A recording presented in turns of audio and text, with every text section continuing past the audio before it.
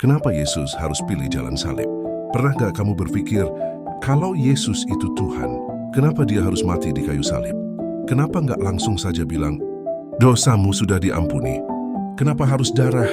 Kenapa harus penderitaan? Kenapa harus salib? Hari ini kita akan bongkar jawabannya. Bukan dari opini, tapi dari Alkitab. Poin 1, dosa itu ada harganya. Dalam Alkitab, dosa itu bukan sekadar kesalahan kecil. Dosa adalah pelanggaran serius terhadap kekudusan Allah, dan setiap pelanggaran ada konsekuensinya. Roma 6 ayat 23, upah dosa ialah maut. Artinya apa? Setiap manusia seharusnya menerima hukuman, dan Tuhan itu adil. Dia tidak bisa pura-pura tutup mata terhadap dosa. Kalau Tuhan langsung ampuni tanpa keadilan, maka dia bukan Tuhan yang adil. Poin 2, tanpa darah. Tidak ada pengampunan. Sejak perjanjian lama, Tuhan sudah tetapkan prinsip. Ibrani 9 ayat 22, tanpa penumpahan darah tidak ada pengampunan dosa. Dulu, manusia mempersembahkan korban hewan. Tapi itu hanya sementara, hanya bayangan. Karena darah binatang tidak cukup untuk menebus dosa manusia selamanya. Itu sebabnya diperlukan korban yang sempurna. Poin 3, Yesus adalah korban sempurna. Yesus datang bukan sekadar untuk mengajar. Dia datang untuk menjadi korban. Yohanes 1 ayat 29. Lihatlah anak domba Allah yang menghapus dosa dunia. Yesus tidak berdosa. Dia suci. Dia sempurna. Dan justru karena itu, dia satu-satunya yang layak menggantikan kita. 1 Petrus 2 ayat 24. Ia sendiri telah memikul dosa kita di dalam tubuhnya di kayu salib. Jadi salib bukan kecelakaan.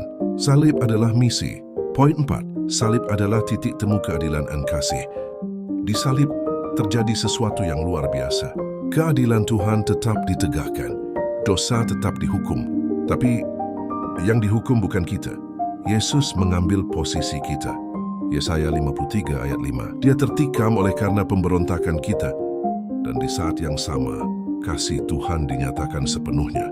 Roma 5 ayat 8. Akan tetapi Allah menunjukkan kasih-Nya oleh karena Kristus telah mati untuk kita ketika kita masih berdosa.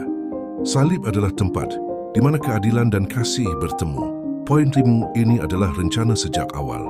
Salib bukan plan B. Ini sudah direncanakan sejak awal. Dan Kisah Para Rasul 2 ayat 23. Yesus diserahkan sesuai dengan maksud dan rencana Allah. Bahkan jauh sebelum Yesus lahir, nubuat tentang penderitaannya sudah ditulis. Artinya, salib bukan kegagalan. Salib adalah kemenangan yang direncanakan.